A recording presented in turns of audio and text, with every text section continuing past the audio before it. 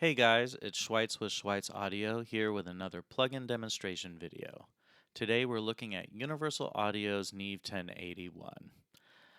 I love this thing. For those of you that don't know, this is one of those classic Neve pieces like our 1073, the 33609.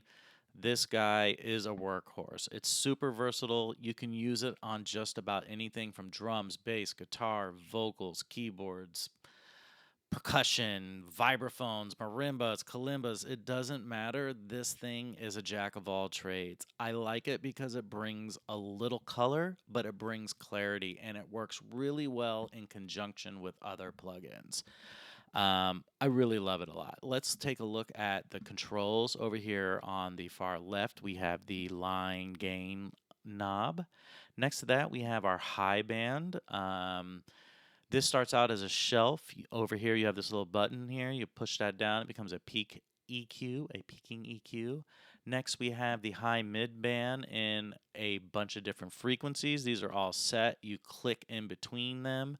It's also the same on the high band. Any of you that use the hardware know about the click, and you get these frequencies to choose from. Anything from 1.5 all the way up to 6.2. Is that 6 point? No, 8.2. You can choose to make the Q high, meaning real narrow, so you can get a more narrow focus. We've talked about that before. The narrower the EQ, the more surgical you can get with it. Down below that, we have the low mid band, going from 220 up to 1200. And below that, we have our low band, which is also a shelf like our high band, and it has a peaking EQ as well. And then below that, we have the high and low pass filters. You click the outer ring to go up and down, and the knob to go up and down. Same thing on the plugin. The outer ring switches to frequencies, and this guy right here gives you your gain.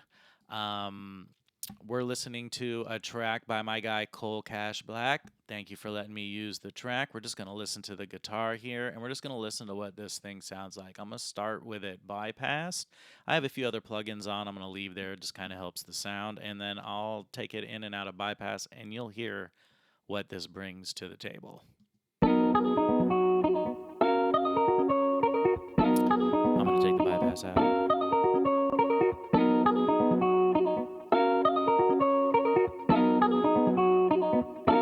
I'm going to bypass.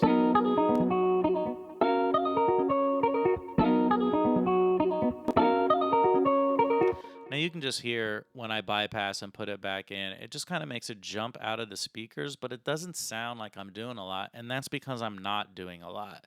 As you can see, I am using just the smallest amount of EQ. I don't remember if this was the original EQ I used when I mixed the song, but I'm just kind of demonstrating what goes on here, and you can tell that a little goes a long way. We're shelving a little low end off, a little hum that could be in there. This song was part of a larger picture with 808s and bass and kicks and all of that. So, we wanted to sit in a specific spot. And man, this thing just really sounds good, doesn't it? Another thing I forgot to mention is you also have your EQ in and out instead of a bypass. And when you take this out, it still does a little something there. People argue with me back and forth, but I feel like it does versus hitting bypass up here. And then, of course, right here, that's our phase switch in case we're having a phase issue. There's not a lot I can say about it. You kind of demonstrated it right there. This thing just works on everything, and it just adds a little character and a little bit of a profile. And I mean, it just really helped that sound jump out. We're going to listen one more time, and then we'll wrap it up. Gonna bypass. Let me just listen to that. That just comes in. You get the little bite on the guitar with the rest of the song, and just helps this sound have a character and sit in a place in the mix. And I didn't have to do a lot to it. That's what I love about these plugins, especially from UA. They just do what you expect them to. If we use this hardware piece in the studio, these are the kinds of turns that we're going to be doing.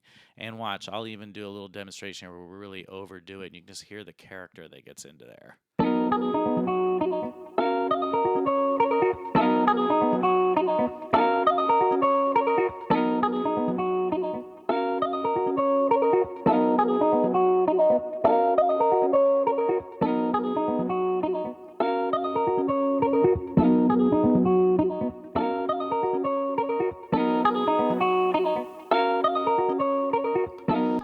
just hear how good that sounds. I mean, I'm turning those gains up a lot, but we're still getting that emulation of the electronics that were in there, and it just sounds so smooth even at high gains. I highly recommend you guys check out this plugin. Check back in a week. We'll have another plugin video. My website is just about to launch. It's going to have a lot of goodies in it. And as always, thanks for tuning in. Subscribe up above. Please subscribe, comment, like the video, come back and check it out, and I promise there's more good stuff to come. Happy recording, and thank you.